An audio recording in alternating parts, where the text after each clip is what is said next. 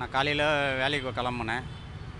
அதுக்கப்புறம் ஒரு லேடீஸு ரெகுலராக வீட்டுக்கு வருவாங்க தான் அவங்க. வந்து போயின்னு இருப்பாங்க. ஏன்னா பர்மனெண்ட்டாக நம்ம சொந்தக்காரர் அதுமாரி எதுவும் கிடையாது. வந்துட்டு ப்ளவுஸ் தைக்கணும் அப்படின்னு கொடுத்துருக்காங்க. அது கொடுக்கும்போது என்ன ஆயிடுச்சுன்னா, கோயிலுக்கு போயிட்டு வந்தேன். ஸ்வீட் எடுத்துன்னு வந்துருக்கிறேன் அப்படின்னு கோயிலுக்கு போயிட்டு வந்தேன். இந்த பிரசாதம் சாப்பிடுங்க அப்படின்னு சொல்லிட்டு கொடுத்துருக்காங்க. அதுமாரி பால்கோவா மாரி ஒரு மிக்ஸ் பண்ணி கொடுத்துருக்காங்க. அது எங்கள் ஒய்ஃப் ஒன்று எடுத்து கொடுத்துருக்குறாங்க. ஒன்று சாப்பிட்டோன்னே போதும் அப்படின்னா, இல்லை இன்னொன்று சாப்பிடுங்க அப்படின்னு சாப்பிட்டு கொடுத்துருக்காங்க. அவங்க சாப்பிட்டாங்க. சாப்பிட்டோன்னே இவங்களுக்கு என்ன ஆயிடுச்சுன்னு தெரியல. அதுக்கப்புறம் வீட்டில் என்ன நடக்குது அவங்களுக்கு தெரியல. அவ்வளோதான், அப்படியே சைலண்ட்டாக படுத்துட்டாங்க. ஆனால் அவங்க கட் பண்ணி எடுத்துன்னு போயிட்டாங்க. காலையில் நடந்தது. எடுத்துன்னு போனது அவங்களுக்கே தெரியாது. போனதுக்கப்புறம் சாயங்காலம் 4-5 மணிக்கு மறுபடியும் ரிட்டர்ன் வந்தது. அதே பொம்பளை பக்கத்து வீட்டில் பார்த்துருக்காங்க.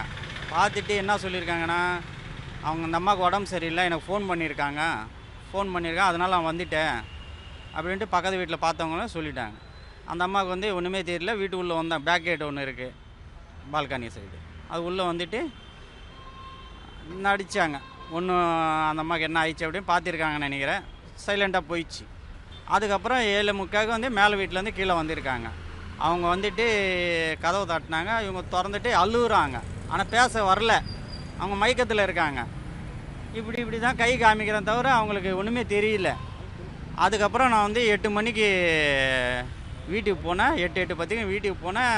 ஒரு மாதிரி ஆயிடுச்சு ஆள்.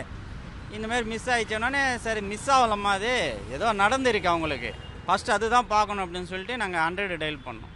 டயல் பண்ணோன்னே ஸ்டேஷனில் டக்குன்னு இமிடியேட்டாக வந்தாங்க. அதுக்கப்புறம் எங்கள் வீட்டில் தண்ணி கொடுத்தாங்க. தண்ணி குடிச்சிட்டாங்க.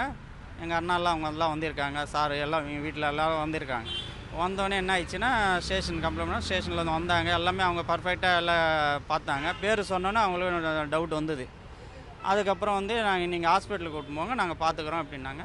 நாங்கள் ஹாஸ்பிட்டலுக்கு கூட்டின்னு போனோம். போகும்போது சரி காலையில் எதுவுமே சாப்பிடல அப்படின்ட்டு சாப்பாடு கொடுத்தோன்னே வாமிட்டிங் வந்தது. அதுக்கப்புறம் சக்தி ஹாஸ்பிட்டலுக்கு போனோம். அங்கே இல்லைங்க, நீங்கள் பக்கா ரிப்போர்ட் வேணுமுன்னா ராஜீவ்காந்தி ஹாஸ்பிட்டலுக்கு போனோம். அங்கே போனதுக்கப்புறம் தான் எங்களுக்கு ரிப்போர்ட்டில் யூரின் டெஸ்ட்டில் தான் மிக்ஸ் ஆகிருக்கு அப்படின்ட்டு ரிப்போர்ட் வந்தது சார். அதுதான் நடந்தது. அரெஸ்ட் பண்ணிட்டாங்க சார். நேற்று நாங்கள் எஃப்ஐஆர் காப்பி நேற்று வர சொன்னாங்க. எங்கே ஸ்டேஷன்லேயே இருந்தாங்க. அவங்களை பிடிச்சி கேட்டால் நாங்கள் எதுவுமே பாயசம் கொடுக்கல, அறந்துச்சு, நான் எடுத்துன்னு போனேன். நீ எப்படி எடுத்துன்னு போகலாம் எங்கள் வீட்டுக்கு அப்படின்ட்டு, இங்கே நீ தூக்க மாட்டிக்கோ, எதுக்கு நீங்கள் உயிரோடு இருக்கிற அப்படின்னு கூட கேட்டேன் சார். நான் 6 சவரம் சார். பிளே ஸ்டோர் மற்றும் ஆப் ஸ்டோரில் இருந்து பாலிமர் செயலியை QR கோடு மூலம் பதிவிறக்கம் செய்யுங்கள். செய்திகளை உடனுக்குடன் பெறுங்கள்.